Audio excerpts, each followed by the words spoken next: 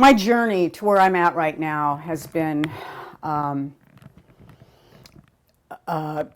full of happiness, but mostly turmoil and discovery, and trying to identify who I was. Who did I identify with? I was raised in a Filipino-American family. Obviously, I am not Filipino. And covered up the mic. I'm not Filipino. My adoptive father, Gorgonio, was Filipino. He married a white woman. Interesting story. They could not get married in California. They had to go to Washington to get married. So I always wondered why we didn't have a wedding picture on the wall, or did they get married? Are they living together? We never knew until Ancestry.com what the dealio was with them. Back in the 40s. Back in the 40s. So Asian men, Filipinos were considered Asian, and they couldn't even go to Oregon. They kept going until they hit Washington, and they got married up there, and I saw their registry and their certificate online, which I printed and gave to my brothers and sisters. Now you know. They were married. They actually got married. But anyway, so I was adopted at 3 months, and I was the second child that was adopted. They were having a hard time having their own children, so they adopted us, which is what parents did, or women did, back in the 50s. And it was a very loving family, very artistic. We all played piano. We danced in Filipino folk troops. We entertained throughout the Bay Area. My godparents were Filipino. So the culture, the food, the language, everything was absorbed in me growing up. And my ear was good enough where I could tell the difference between Tagalog and Ilocano.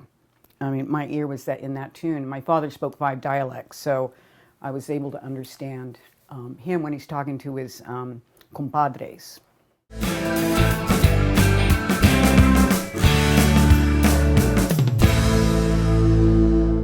I went to school. I went to Grant Elementary School, which is our neighborhood school. We walked to it, and had very good education there. And then we walked to Franklin Junior High School.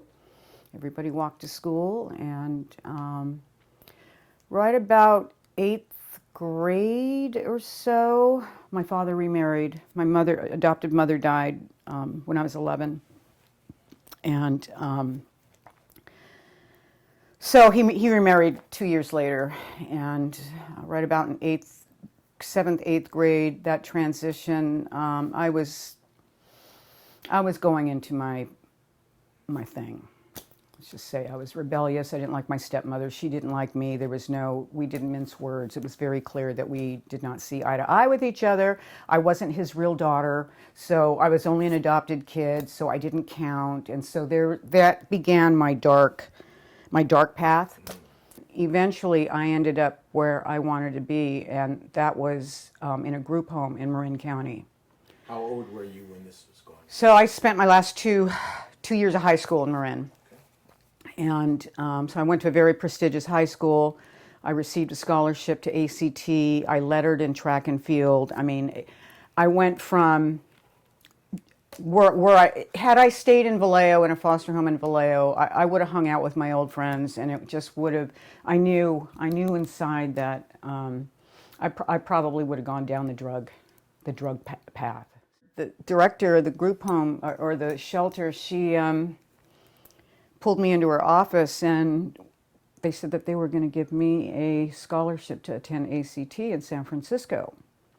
He says, "You really have shown, da-da-da-da." So I'm like, ACT, oh, I get it, ACT, right?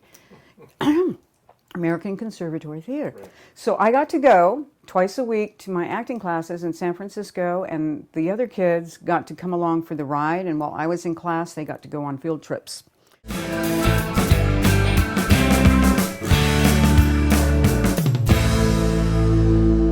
So I went to school at College of Marin, and I finished my 2 years adult Congress with ACT. So I had 2 with the junior college, and then finished 2 with ACT in the adult Congress. And after that, I taught. I taught drama in the San Francisco Unified School District. I taught in Oakland at a private school. And, acting gigs were just not, few and far between. I was too tall to be ethnic. I wasn't ethnic enough. I was too ethnic for this. Blah, blah, blah, blah, blah. So those who can't teach, as they say, but I enjoyed my teaching, and I enjoyed doing community theater.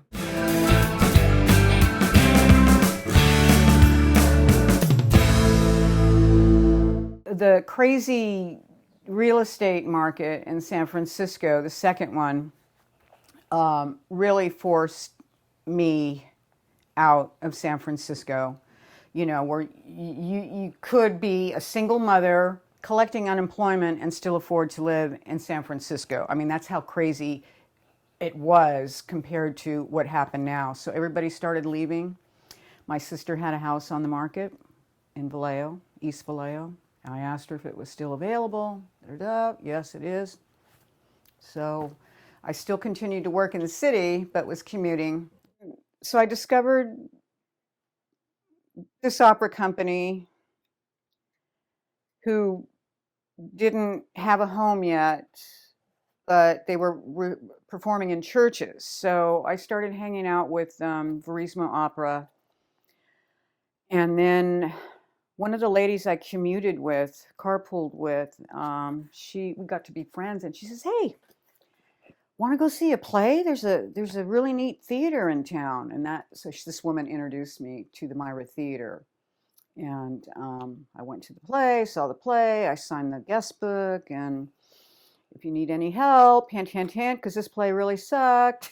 And anyway, I told Fred of Verismo Opera that, they could, it's a great performance space. You guys should check it out. And so I introduced him, and then the theater started to grow more under my directorship. I became a volunteer, and then theater operations manager, and I ran the tech booth, and the sound and lights, and then I started directing, and then I created the Black Box Theaters.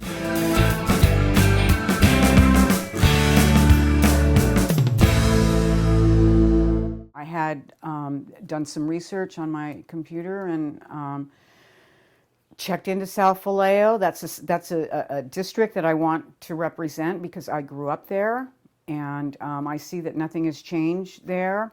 The police violence against so many of our community members was also a big issue, an important issue for me. So I became involved heavily in community activism with regards to police violence against men of color. And so I felt that I had somehow, and I was doing a lot of soul searching every single day. Is this what you want me to do? Is this the purpose? Is this my, what you want for me? And every day I asked that. And so I did. I put my towel in. I had to fight fast. I had to campaign hard and fast because I had a short window of time before November to get my votes in. I had hardly any money at all, purely grassroots.